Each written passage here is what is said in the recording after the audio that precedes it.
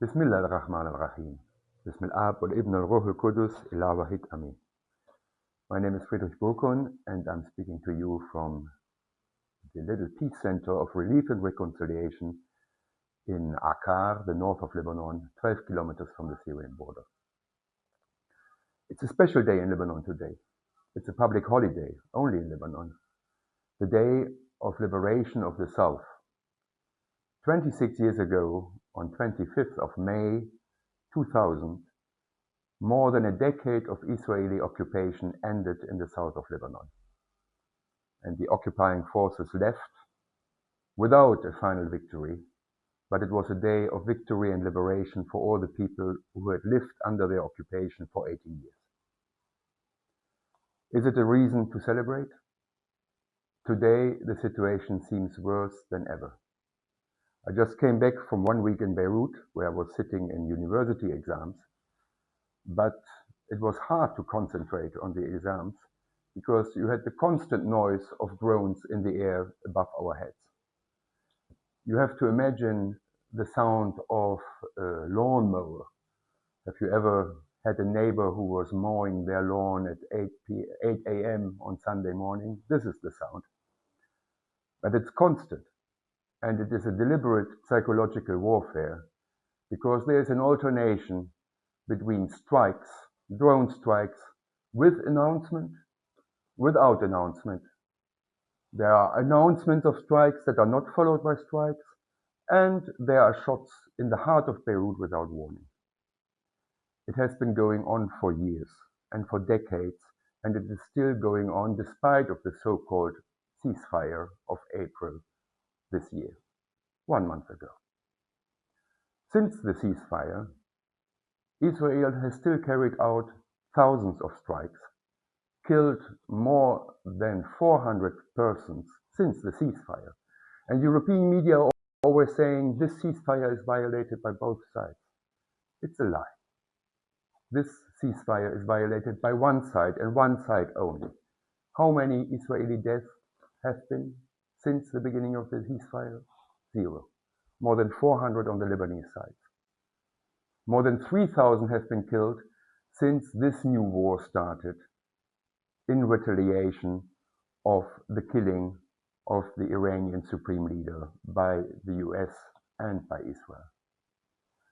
Now, amongst them are great persons. Pierre Rai, a Maronite priest, standing the ground in his village in South Lebanon and being targeted deliberately with a double strike. Nobody believes that this was a mistake because we very well know that Israel is tracking mobile devices of individuals they are targeting. Now, this was a priest who just stood his ground and assembled his community around him. It is a war crime. And we have seen dozens and dozens, hundreds of war crimes going on every day. What is happening now in the south of Lebanon is like what we have seen in Gaza. It's the deliberate destruction and displacement of an entire people. This is equivalent to the crime of genocide, and we cannot stay silent about it. Now, today is Day of Liberation, but it's also Day of Resistance. We have to talk about Hezbollah, the party of God, the main Shiite party here in Lebanon, that is labeled as terrorist organization by many around the world. Hezbollah claims to be the axis of resistance. This is a lie. Hezbollah was not founded in resistance to Israeli occupation. It was founded as a proxy by the Iranian regime in the chaos and in the vacuum of the Lebanese civil war. Certainly, many people adhere to Hezbollah and believe that they are standing their ground. But we have not seen so over the last year. When Gaza was slaughtered, there was nothing going on. Only when the Iranian supreme leader was killed, Hezbollah fired 6 rockets into Israel. So, is Hezbollah defending the Palestinian and the Lebanese people? I don't believe so, because many Lebanese friends have been killed by this party. We are living another proxy war on Lebanese grounds like for so many years. And this is something that has to stop. Resistance is necessary, and we are the resistance. Every human being that stays the ground here is resistance, because we are resisting occupation, displacement, and the abuse of power. We believe in non-violent resistance. But who are we to blame anybody who takes up weapons to defend their village, their family, their beloved ones?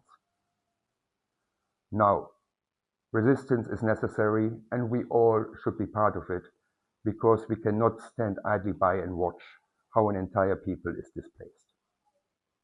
Here in the north of Lebanon, we are not threatened by daily bombings like in the south, but we have seen again thousands of internally displaced. More than 1 million have been internally displaced in Lebanon, coming to our region, which is a safe region, where people can and do live together peacefully despite all differences. And this is the heart of our very mission. We are here in solidarity with the Syrian, the Lebanese, and the Palestinian people, with thousands, with millions who have been displaced by the abuse of power. This is our resistance to stand our ground and to bring different people together to build a future together. Now, talking about liberation. Liberation from what is the question? I would like to quote Father Paulo, who said, "It's in the future of stance, not forecast, that Jews, Christians, and Muslims, we will ally and recognize each other. I have a deep faith that Jerusalem will one day be the blessed tent of our brotherhood in Abraham for the blessing of the world." This is our hope. I am from Germany, so who am I to judge what my nation, my people have done to the Jewish people, to our co-citizens of Jewish belief amongst us, is undescribable, is the worst crime perhaps in human history. And the memory of the Shoah is with me every day. And I'm very well aware that the current state of Israel, in its aggressive stance against all neighbors, would not be possible without what my people did. So I'm not here to judge. I'm here to express a hope that a different way is possible. That all ideologies that claim exclusive possession of this land, this holy land, are wrong. There is not one group, one people that is owner of this land. Lebanon is the state with the highest number of refugees per capita in the world. It is a refugee state. Israel was founded and claims to be a refugee state for the persecuted Jews around the world. And who am I to blame? However, there must be a different way. There cannot be a way of we have to be stronger than everybody else and dominate everybody else. No, we have to think new paths of building a commonwealth together in hospitality. The Arab hospitality is legendary. The Palestinian people have welcomed Jewish refugees with open arms.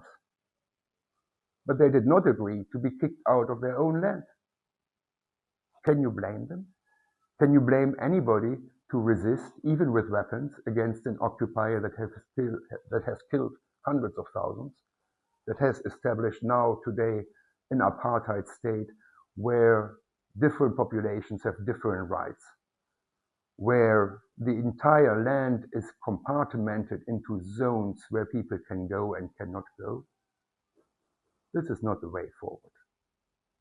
I know we all need to have a change of heart and liberate from our preconceptions to find a way forward. Now, I'm representing a small organization, Relief and Reconciliation. We bring very different people together. We have had Jewish volunteers here in our peace center in solidarity with the Syrian and the Lebanese people. Jewish volunteers from Europe. I believe there is a place for everybody with good intentions. In this house and in our association, and maybe also in this country. It doesn't depend on me. But you cannot have peace with weapons, with occupation, with a fascist ideology that wants to annihilate the other. And nobody should be standing and should be supporting such an ideology. And for this reason, I'm expressing the hope of Father Paulo, who was co-founder of our organization. You should read more about what he said on Palestine and on the revolution in Syria.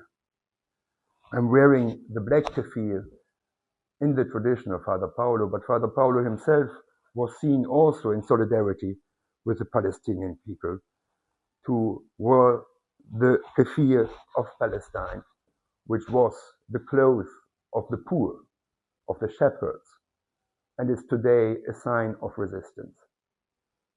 Because we all need to resist the abuse of power wherever we encounter it.